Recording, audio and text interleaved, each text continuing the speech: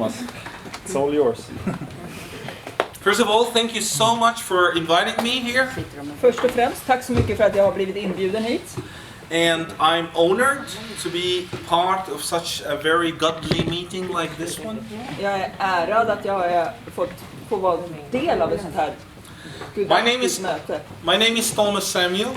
Mitt namn är Thomas Samuel. I came from a Muslim background. Jag kommer från en muslimsk bakgrund. I grew up as a Salafi radical Muslim. Och jag växte upp som en Salafi radikal muslim. And when we say radical Salafi Muslim, we speak about, when I say a radical Salafi Muslim, I speak about one of the most radical groups on earth. Och när jag säger Salafi radikal muslim så pratar vi om en av de mest radikala grupperna på jorden. For example, ISIS is part of Salafism. ISIS är en del av den här Salafi. Brotherhood came out of the womb of Salafism. Och det här brödraskapet kommer också från den här gruppen. And jihadism came mainly from the background of Salafism. Och jihad har också sina rötter i Salafi. So I came from a very radical background. Så jag kommer från en väldigt radikal bakgrund. I don't have time to share all my testimony. Jag har inte tid att dela hela mitt vittnesbörd. But all what I can say that I grew up in this group until I wanted to go to jihad in 2003. Men jag ska berätta att jag var i den här miljön tills jag ville vara med i jihad 2003. And while I was there preparing myself to travel, the trip has been cancelled. Och medan jag förberedde för den här resan till jihad så ställdes resan in. And then I got shocked. Och då blev jag chockad. Depression. Och deprimerad. And I felt rejected by God. Och jag kände mig avvisad och bortkastad av Gud. Then they put me out in the reach out team to reach out for Muslim people to bring them to be Salafi radical people. Och då satte de mig i ett team som skulle rekrytera fler jihadister och Salafi. So after being in that team I started to feel unsatisfied, like there is something missing. Men när jag var i det här teamet så kände jag att jag var inte alls tillfredsställd. Det var något som saknades. Like there is something more to do, like something more equal to jihad. Det finns mer att göra, som att jag skulle kunna få vara mer jihad. Liksom, jag hade inte tillräckligt. So I decided that I will try to evangelize or reach out to Christians. Så jag bestämde mig för att jag skulle evangelisera bland kristna. And I was searching online to find some answers about Christianity so I can convert people. Så jag letade online för att få kunskap om hur jag skulle kunna omvända kristna.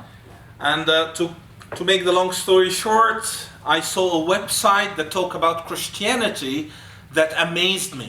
Så för att göra det hela kort så såg jag en webbsida en sajt som handlade sorry, I lost. No, I was talking about a website that talks about Christianity that amazed me. Ja, han hittade en sajt som handlade om kristendom och den förundrade honom. And when I found this website, I got shocked in the information that they gave. Och när jag läste där så blev jag chockad över den information som jag fick. I started to search some Christianity and Islam again. Och jag började leta efter mer information om kristendom och islam. I went in a skepticism and I lost my faith. I became atheist. Så jag började bli skeptisk och det gick så långt så att jag blev ateist. Then after atheist I became agnostic. Och efter att jag var ateist så blev jag agnostiker. Then after agnostic I became deist, believing that there is a God who abandoned us and left us. Och efter jag var agnostiker så blev jag deist, så att jag trodde att det fanns en Gud som hade övergett oss. And then I became a religious Christian for a while just to try. Och sen så blev jag en religiös kristen bara ett tag för att testa. And then I got I tried to take my life. Och sen försökte jag begå självmord. And it didn't work out. Och det funkade inte. I prayed to God for the first time. Och jag bad till Gud för första gången. And in that day I saw in my dreams that I'm running in a very long road. Och den dagen så såg jag i en dröm att jag sprang på en väldigt lång väg. Jesus was standing there. Jesus stod där. He stretched his hand, brought me before him. Och han tog sin hand mot mig. Looked deep in my eyes. Och såg djupt in i mina ögon. And he said, it's your time to follow me. Och han sa, det är din tid nu att följa mig. I woke up thinking that this is hallucinations. Och jag vaknade och tänkte att jag hade hallucinerat. So in the next day I got the same dream with the same details. Och nästa natt så fick jag samma dröm med samma detaljer. I said, this is not a joke. Och jag bara, det här är ju inget skämt. And I looked at heavens and I said, this is not a joke. If you are real, come to me one more time. Och jag tittade upp mot himlen och sa att det här är ju inget skämt, men om det här är sant så kom till mig en gång till. Otherwise I will never think of you again. Annars så kommer jag aldrig tänka på dig igen. And imagine what? Och vad kan ni tänka er vad som hände? He came. Han kom en gång till. And this time he said, Och den här gången sa han, didn't I tell you? sa jag inte till dig It's your time to att det follow är me. din tur nu. Det är tid för dig nu att följa mig. And that's why my book called, It is your time to follow me. Och det är därför min bok heter just, det är din tid nu att följa mig. I left everything and I became a Christian. Jag lämnade allt och jag blev kristen. And then I failed to be a real Christian. Och jag misslyckades att vara en riktig kristen. I get amazed a little bit with New Age and I said to myself, maybe something more than Christianity and Islam is true. Och jag började titta lite åt New Age och tänkte att ja, men det kanske finns lite mer än kristendom och islam. Det kanske finns mer som är sant. So I traveled to India. Så jag reste till Indien. For 1 year studying New Age and Buddhism and Hinduism. Och där så studerade jag New Age och hinduism och buddhism. And there I said to myself, how stupid I am. Och där sa jag till mig själv vad jag är korkad. Jesus comes to me and I say this. Jesus kom till mig och sa så här. I came back from my trip believing only in Jesus Christ but my way. Jag kom tillbaka från den här resan och då trodde jag bara på Jesus, men på mitt sätt. Not like any church. Inte som någon församling eller kyrka. A very free style of believing in Jesus. Ett väldigt fritt sätt att tro på Jesus. I invited my girlfriend at that time, who became my wife, Nancy, to Jesus, and she became a Christian. Och jag vittnade för min flickvän som sen också har blivit min fru, och hon blev en kristen. And then she invited me to the evangelical church for the first time. Och hon bjöd in mig till en evangelisk kyrka för första gången. And there, 2013, for the first time, I gave my life 100% to Jesus Christ. Och där, 2013, så gav jag mitt liv till Jesus 100%. Especially when the pastor said there, give your life to Jesus now and he will be responsible for everything. I did that. I gave my life to him and he became responsible. Och pastorn sa, ge ditt liv nu till Jesus, så tar han 100% ansvar för ditt liv. Och det var det jag gjorde, och han har tagit ansvar. And then God allowed some persecution to happen to us in Egypt after becoming real radical Christians, believing so much in Christ and evangelizing everyone. Så de var i Egypten, och det blev en del svårigheter och förföljelse när de blev riktigt radikala kristna, för de evangeliserade överallt och det var ganska tufft. So we faced this persecution and we needed to leave the country. Så vi blev förföljda och fick lov att lämna landet. And God brought us to Sweden, which is very strange. Och Gud förde oss till Sverige, vilket var konstigt. We asked where's the first flight is going. They said to Sweden. Okay. De frågade vart går den första flighten? Till Sverige. Okej, då åker vi. But God wanted us here. Men Gud ville ha oss här. I believe that. Det tror jag på. And what happened that I started to search for a place to study.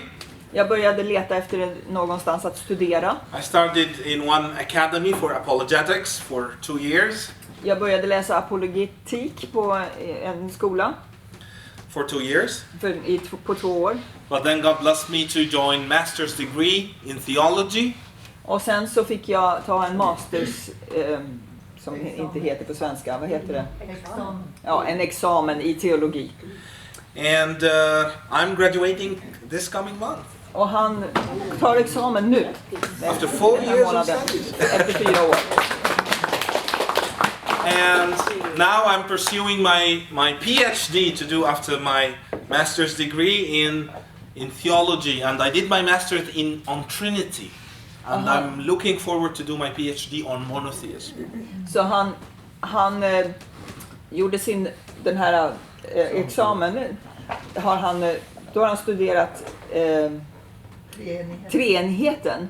Och nu så vill han läsa till filosofie doktor i monoteism. How God is one between Islam and Christianity, and is God is one in the same perspective, and how and why. Så det här handlar om, är Gud ett? Och hur skiljer sig de här två sätten att se att Gud är ett i islam och kristendom? Yes, and how we can understand it. Och hur vi förstår det här. And that's why I chose the topic of today, God and Allah, are they the same? Så därför är ämnet idag Gud lika med Allah. Är de samma? Men det är frågetecken här. And that's a very important question in Sweden today. Det är en väldigt viktig fråga i Sverige idag. Some people say yes, they are the same. En del människor säger ja, de är samma. Some others say no, they are not the same. Och andra säger nej, de är inte samma.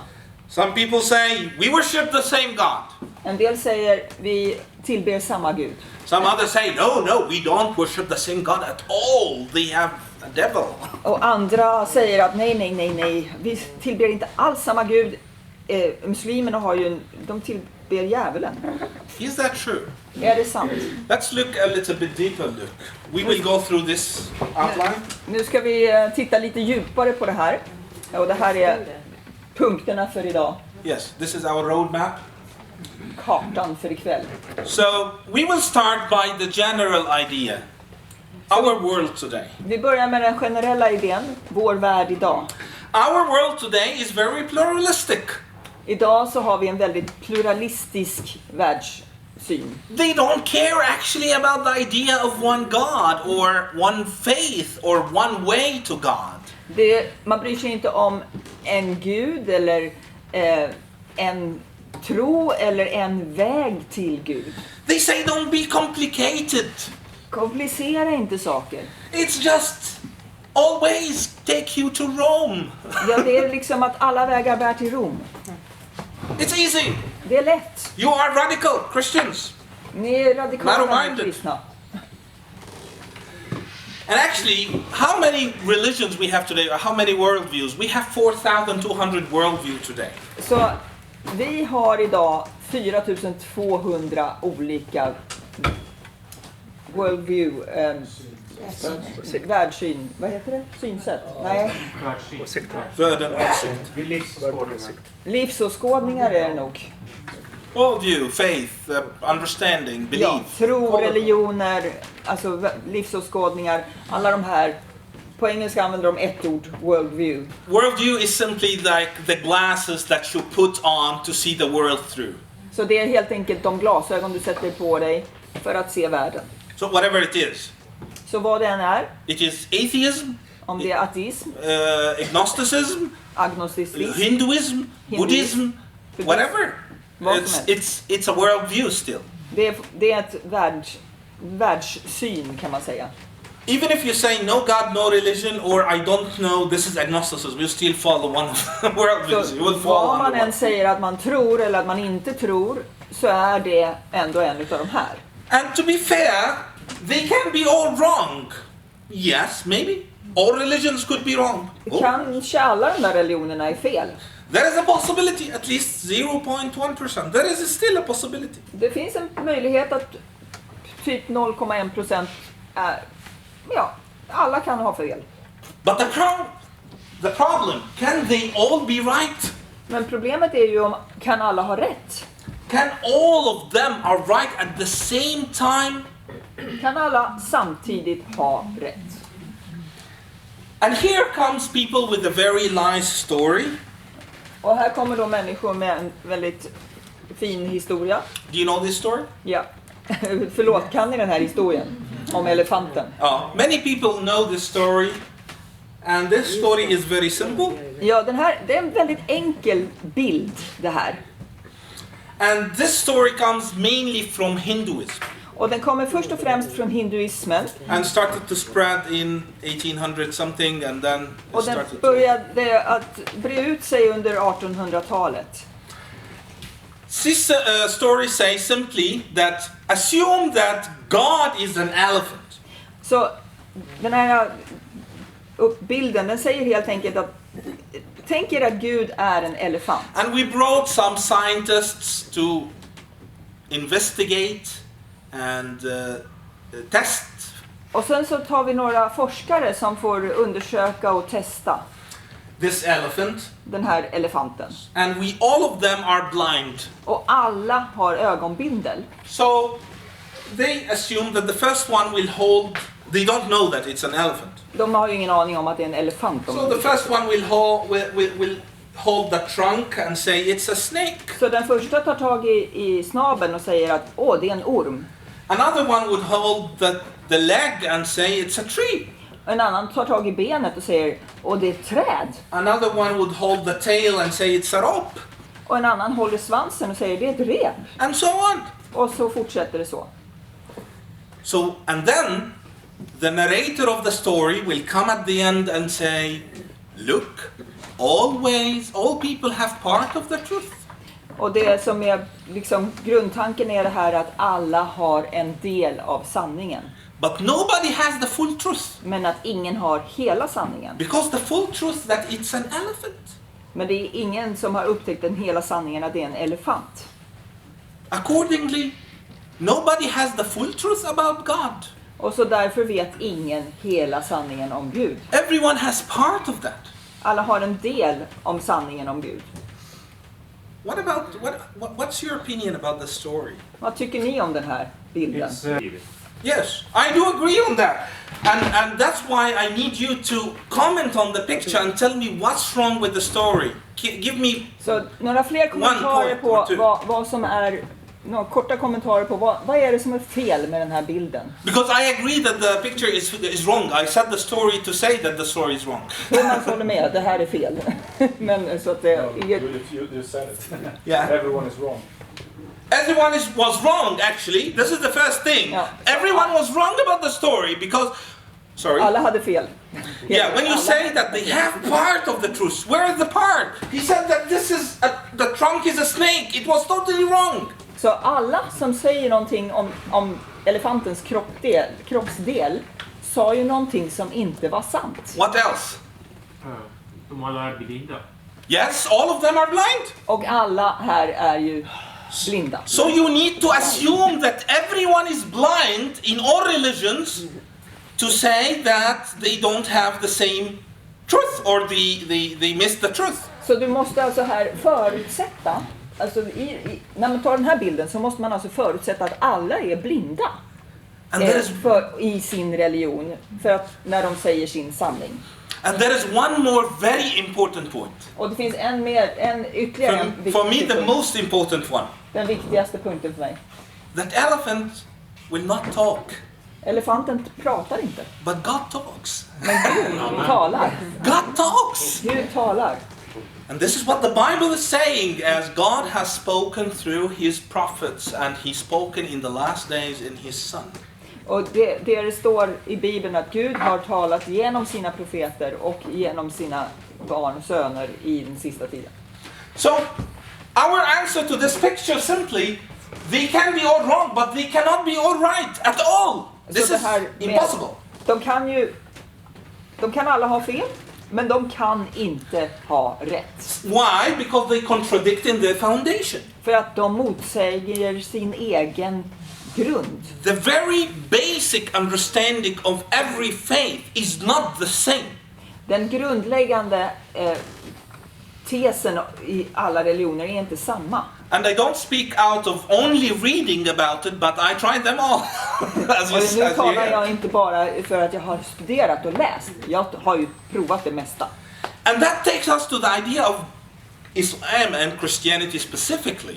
Så nu ska vi titta på kristendom och islam specifikt. Because everyone will say, oh, but Islam and Christianity both are believing in God, you know, so both are very close, yeah, almost the same. Och många kanske säger att, ja men vadå, kristendom och islam, de tror ju båda på Gud, vad är det för skillnad? And when you talk to Muslims, I don't know if anybody tried to talk to Muslims here in this room? Om man pratar med muslimer, är det någon som har försökt att prata med muslimer? You tried? Okay. I met Salafi Muslims in Husby. Okay. Yes. Fantastic. Och han har träffat sådana här Salafi-muslimer i Huddinge och i Husby. Ja. Yeah, when you try to speak to Salafi specifically, Salafi Muslim or radical Muslims or people who try to reach out to others, Om du pratar med sådana här radikala muslimer eller sådana som försöker evangelisera, one of the main ways of getting to you det främsta sättet de har att komma åt dig is to say, by the way, we all worship God, right? Right? We are worship God. And he keeps saying, right? We all och worship då säger de, men vi tillber ju alla Gud, eller hur? Och de säger, eller hur? When they say that, they expect one of two answers. Och när de säger det så förväntar de sig en av två svar. First, that you say no. Antingen så säger de nej. And once you say no, they will tell you, Och you när du worship säger many nej gods. så säger du, va? Tillber du många gudar? Because you say no. When I say we worship, there is one God, we worship the same God. Så när, You say no. så när man säger att det finns en gud, vi tillber den guden. So he Och så say, säger man nej. Va? Tillber du många gudar? Nej. Men so det he's är ju- trapping you. Or he will trap you the other way when you say, yes, we all worship one God. Yeah, it's one God at the end, you know, not many gods. Eller so så you säger say man yes. ja. He will say, okay, follow me. Why you worship Jesus? Why you take Jesus beside God? That's wrong, man. Om du då säger att vi tillber samma gud, så då kan du ju, och du säger ja, då blir det ju, då kommer han säga, följ då mig. Varför ska du bry dig om Jesus? Because they understand, and here a very important point in the class, that they understand that we add Jesus to God. Därför att de förstår det som så att vi lägger till Jesus till Gud. Like there is God and there is Jesus as very two different divine natures. Som att det finns två gudomliga enheter. Det finns Gud och Jesus, och vi lägger till Jesus. And actually, this is not true. Simply, this is not true. The very fundamental truth in the Bible, what we call it the main song, we call it the Shema song. Det finns en bön eller en sång i Bibeln som är väldigt grundläggande. Which is Shema Israel, Yahweh Elohinu, Yahweh Achad. Listen, O Israel. Hör, o Israel, The Lord is our God, the Lord is one. Herren är vår Gud, Herren är en. Okay? So it's very basic, very fundamental that we say that God is one. Och det är väldigt grundläggande för oss att Gud är ett. Han är en. And one of the amazing things you can read about that, you can read a book called The God of Israel. Man kan läsa en väldigt bra bok som heter Israels Gud. Jesus and the God of Israel, for someone called Richard Bauckham. Richard Bauckham har skrivit en bok som heter Jesus och... The God of Israel. Jesus and the God of Israel. Jesus och Israels Gud. And Richard Bauckham, one of the best Christologists in the world today. He's 80 years old. Han är väldigt duktig, den här författaren Jacob. And he speak about very basic thing. He speak that the Shema prayer in the Old Testament Så den här gamla testamentliga bönen is translated in the New Testament in 1 Corinthians 6:8. den översätts till första Korintierbrevet 6 och 8. Can someone read it for me? 1 Corinthians. Första Korintierbrevet 6 och 8. Jag ska se. 6, 8. Nej. Huh? It's not that. First Corinthians. 1 second. Korintierbrevet. First Corinthians. Sorry, 8:6, not 6:8. Sorry, 8:6. I thought that was weird. Okej, så här står det i första Korintierbrevet 8, kapitel 8 och vers 6. Så har vi bara en Gud, Fadern från vilken allting är och till vilken vi själva är, och en Herre, Jesus Kristus, genom vilken allting är och genom vilken vi själva är. Och det alltså kommer det från samma. According to Richard Bauckham, this verse is simply the echo of the Shema prayer in the Old Testament. Så den här versen i första Korintierbrevet är som ett eko av den här versen i femte Deuteronomy, femte Moseboken. And what he wants to say that we have one divine identity. Och det han vill säga är att vi har en gudomlig identitet. So Jesus was not added to God. Jesus is already included with God from the beginning. Det finns ingenting som att Jesus läggs till Gud. Jesus var med Gud från början. From Deuteronomy. Redan i femte From Mosebok the early beginning, it's the same God. så finns det, från början är det samma Gud. So God is one, we agree. Så vi är överens. But the problem that people can refer to the same God under false description. Men folk kan ju referera till samma saker men med felaktiga uppfattningar i alla fall. Like I can say, oh, go talk to Christina, she is the woman with glasses and white coat.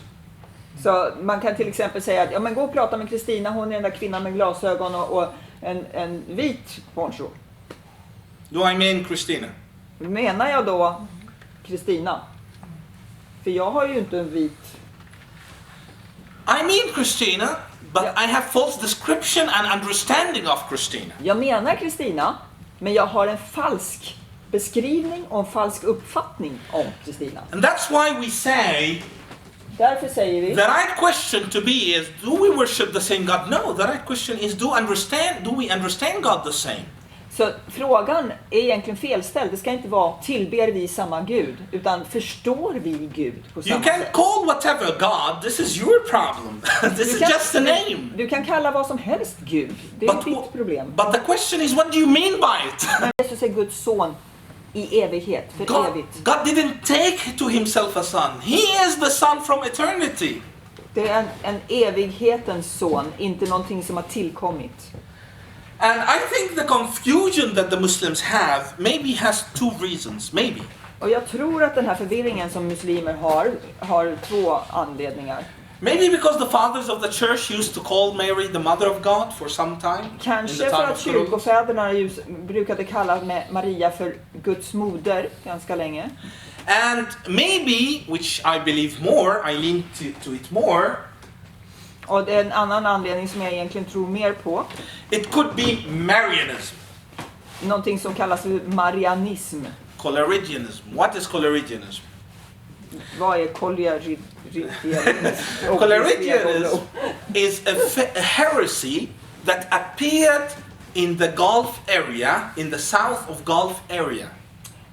Det här är en eller en illlära som uppkom i vad heter det nu då?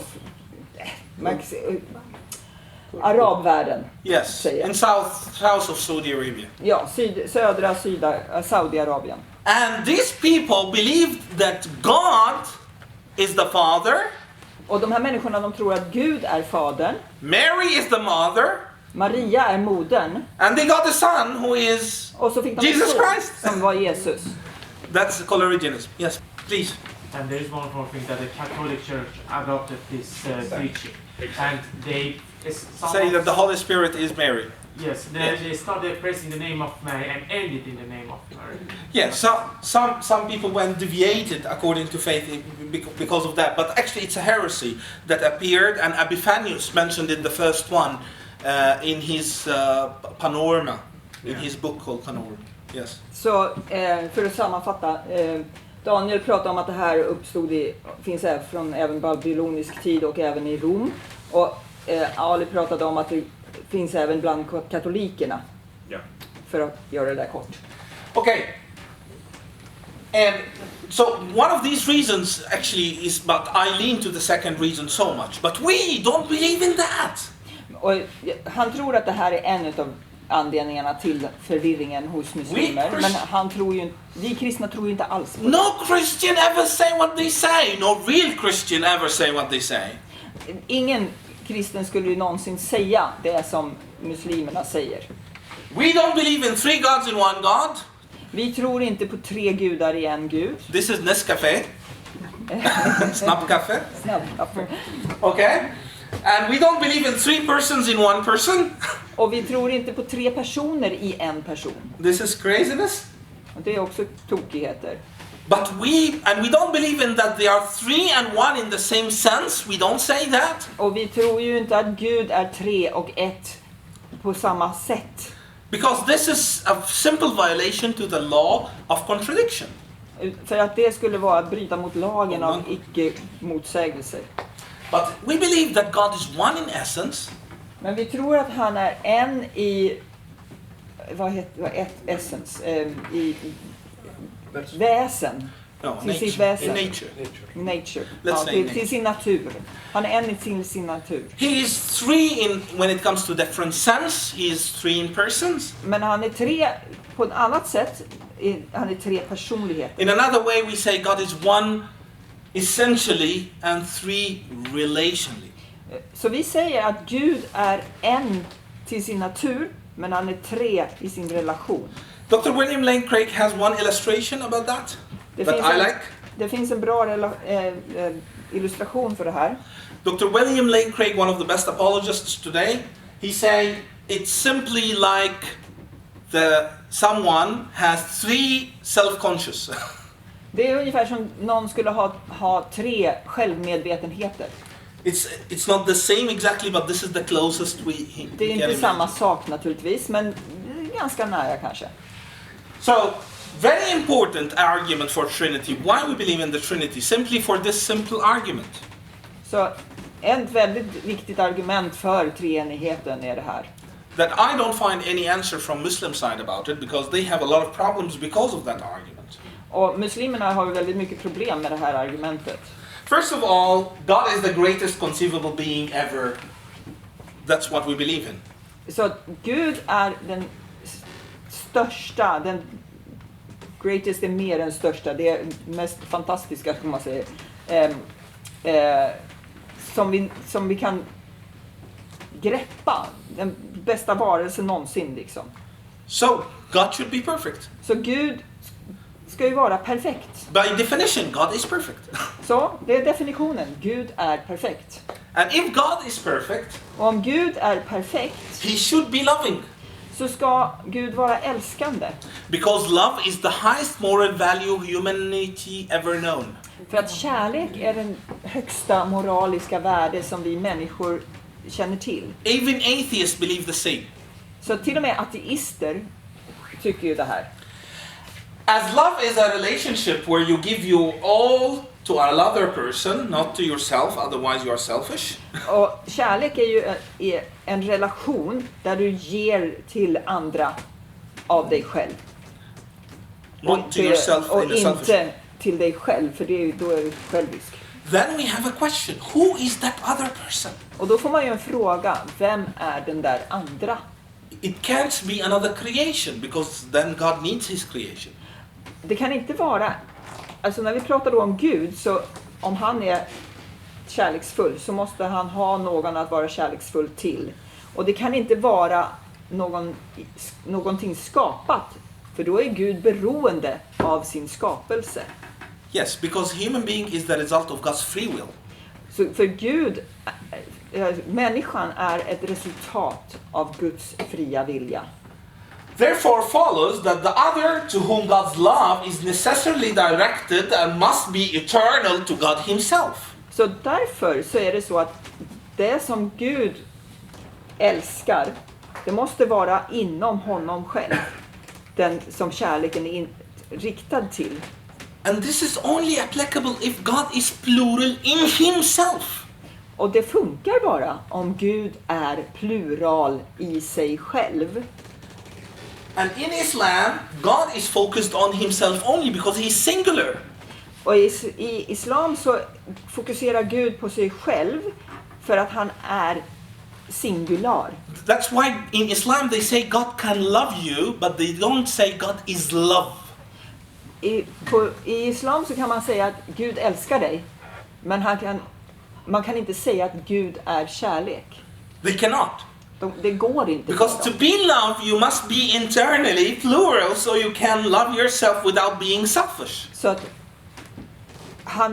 för oss så har Gud kärlek inom sig själv. Han är kärlek för att han kan älska inom sig själv och inte till någon som han är utanför sig själv. But if God in Islam love himself, he's selfish because he's one, single one. Men eftersom Gud i islam är en, han är singular, så kan han inte älska sig själv. I know who it sounds like. How?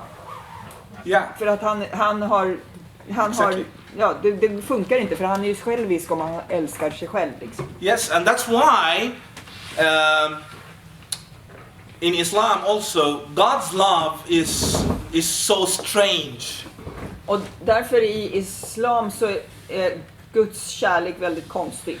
God's love in Islam is very morally deficient concept. Det är ett väldigt moraliskt bristande koncept. About God. Om God's love. Guds kärlek är ett väldigt bristande koncept. In Islam he's all powerful, he's all knowledge, but he's not all loving. Så han är allsmäktig och allvetande, men han är inte älskande. In Islam it says if you indeed love Allah, follow me, Allah will love you. It's conditional. Och det står om du verkligen älskar Allah så följ honom. But for Muhammad it means. Okay? Yeah. So follow me, which is Muhammad, and Allah will love you. Okej, du ska följa mig, Muhammed, om du älskar Allah. So in Islam, God loves a lot of people, by the way. Så i islam så älskar Gud många. The doers of good, consistently repentant, those who purify themselves, those who fear him, all these people. Så han älskar de som gör gott, de som ständigt ångrar sig, de som ständigt renar sig, de som fruktar honom, de som helt och hållet beror av honom, de som uppträder rättfärdigt. But the strange thing, he doesn't love all of this also. Men han älskar inte de som inte vill lyda honom. Those who doesn't obey him or doesn't obey his messenger. Och de som inte lyder honom eller hans budbärare. Those who are transgressors. Eller de som syndar.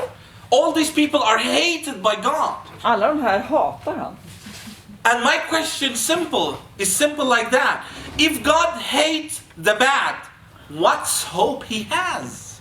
Så om Gud älskar det onda, eller de som inte duger, de som gör ont. What hope they have? Ja, vad har de då för hopp? They have ingen hope, right? There is no hope for them because Det finns ingen hopp om Gud älskar bara de som gör gott. But in Christianity, Men i kristendomen, God is all loving and his love is unconditional, impartial, universal. Men i kristendomen så är Gud helt och hållet älskande och hans kärlek är utan några krav, och den är rättvis och universell. And God confirm it all the time. God is love. Och Gud, han bekräftar det här hela tiden. It says God is love. Det står att Gud är kärlek. And for God so loved the world. Och för att vi vet Johannes 3:16, för att ty så älskade Gud världen.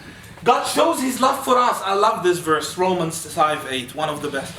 But God chose his love for us in that while we were still sinners, Christ died for us. Och jag älskar den här versen i Romarbrevet 5 och 8.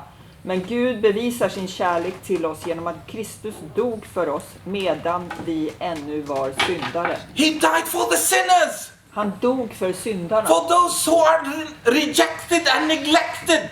För de som är utkastade och bortkastade. Look for Jesus' practices.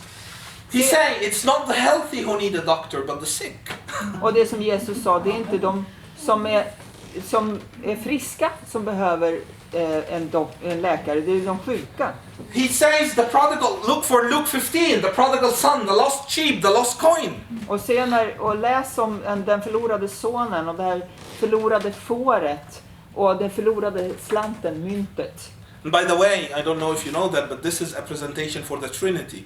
The prodigal son present the Father, the lost sheep present the Son, the lost coin present the Holy Spirit. Ja, det här är en bild av treenigheten. Det är Fadern, Sonen och den helige Ande. Den förlorade sonen är Fadern, det förlorade fåret, Sonen och det förlorade myntet, den helige Ande. That's why when they asked Jesus why you still sit with the sinners, he answered in this three things, Så three när examples. de frågade Jesus varför sitter du fortfarande med syndare? Då svarade han med de här tre liknelserna. So in another way he was saying that God in his Trinity is trying to take and surrender, make the human being surrender to him in love. Så han sa helt enkelt att genom att komma med den här tre liknelserna så visade han på att Gud i sin kärlek ville att människorna skulle komma till honom. Look for the sermon on the mountain. Titta på bergspredikan. In another way I want to say, the God of the Quran repeats all the time that he doesn't love the very people that God of the Bible say that he gave his own son to die for them. Så Koranens Gud, han upprepar hela tiden att han älskar inte de människorna som Bibelns Gud säger att han älskar och gav sin egen son för att dö för dem. Let me finish with this idea, which is the relationship, because I think the time is going fast. Och låt mig avsluta med den här idén om relation. In Islam and Christianity, there is a very big different relationship type. If the love is different, then relationship is different. Och det är en väldigt stor skillnad på det här. För om kärleken är annorlunda, då är också relationen annorlunda. So for example, in Islam it's a deal. Så i islam så är det ett avtal. And you need to earn it. Och man måste förtjäna det. For example, the Quran says, indeed Allah has bought from the believers their persons and their possessions in return for the gardens. Så till exempel så står det att Allah har köpt från de troende de själva och deras ägodelar i utbyte mot de här trädgårdarna. Not by himself, but by a garden. Ja, okej. And it says also in another surah that, oh you believe, shall I tell you of a bargain that will save you from a painful torment. Wow, it's a bargain. Och det finns även ett Verse. Sorry. Another verse says. Ja, en annan vers så pratar man om hur man får ett erbjudande. Alltså att det är typ som Bargain. It's a bargain. It's en rea. Yeah, it's a deal. On the other side, it's by grace. Men på den andra sidan så har vi nåden. And that's why Jesus said in John 10:10, the thief comes only to steal and kill and destroy. I came that they may have life and have it abundant. Och det är därför det står i Johannes 10:10 att tjuven kommer bara för att stjäla, slakta och förgöra. Jag kom för att de skulle få liv i överflöd. And also he saying, and this is eternal life, that they know you, the only true God, and Jesus Christ whom you have sent. Och det här i Johannes 17:3 att det här är det eviga livet, att de känner dig, den enda sanne guden och Jesus Kristus som du har sänt. And it's a relationship by grace. Och det är en relation i nåd. Let me end with this idea, the relationship that you can see. Och låt mig avsluta med det här. En relation. In Genesis 15, I första Mosebok 15. You remember the story of Abraham, and he was confronted by the spot, the pot light. Do you remember the pot light and the smoke that came, and the pot light came in front of him, and then God asked him to kill animals and split them into halves? Do you remember this story? Okej, i första Moseboken 15 så finns det en berättelse om Abraham där han skulle ta djur och dela i... I can sum it up. That God asked Abraham to come in front of him. Gud bad honom Abraham komma inför honom. And God appeared in smoke and pot, what do you call it? Pot like this. Pot, but from... Ja, han kom i någon slags kruka. Gud Yes. kom med rök och som ett ljus. Yeah, Yeah. and in a pot. Light in a pot. Okay? And then he asked him to get animals and kill it. Och sen så bad Gud honom att ta djur och offra. And he said, split the animals into 2 halves. Och han sa, dela djuren i 2 halvor. Why? Varför? Because this was the old way in the time of Abraham, how they do covenants. Och det var för att på den tiden så var det så man gjorde förbund. And we can read that in Jeremiah, Och vi kan läsa det i Jeremia. where it says that when you split the animals in halves like this means may God, in another way, me and you will do a covenant. We bring animals, we split it into 2, and both of us go through the animal. Så man gjorde så helt enkelt att om man skulle göra ett avtal med någon, då tog man ett djur, delade det i 2 och så gick man mellan halvorna, båda människorna som gjorde avtalet med varandra. Which in another way say, if I broke the covenant, may myself and my blood be shed like these animals. Och det var ett sätt att säga att om jag bryter det här avtalet, då ska jag själv och mitt blod delas som den här djurkroppen. Like, may I split into 2 and shed my blood like these Då animals. må jag bli delad i 2, jag också. But if you are doing that contract with the king don't pass across the animal, only the other person. Men om man gör ett sånt här kontrakt med kungen, då passerar inte kungen mellan djuren, utan det är bara den andra personen som... Because king's word is a sword. It happens. What they say, it happens. För att kungens ord, det gäller, oavsett, det är som ett svärd. But in Genesis 15, Men i första Mosebok 15, the pot light that represents God, it is the one that passed across the animals, not Abraham. men i det här, så i andra Mosebok så är det inte, alltså när det hade blivit mörkt, det står så här, så syntes en rykande ugn med en brinnande fackla som gick fram mellan köttstyckena. Så det var Gud som gick mellan köttstyckena. The king Det var kungen. is the one who passed across the animals. Det var kungen som gick emellan de här köttdelarna.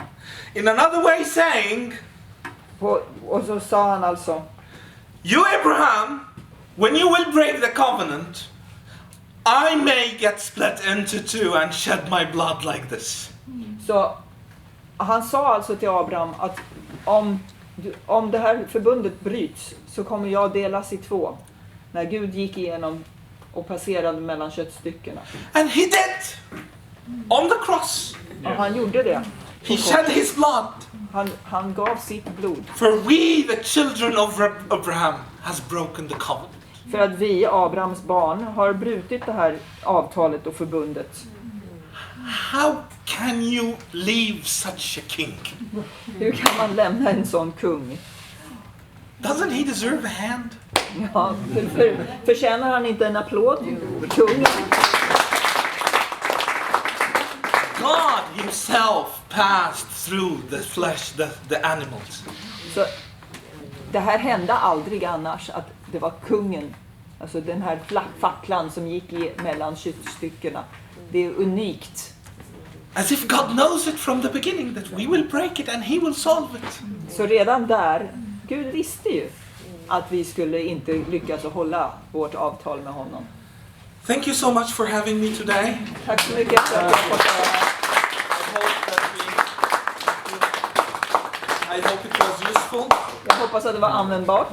And thank you so much for coming and for all the things. And I would be happy to receive questions if you have time. You still.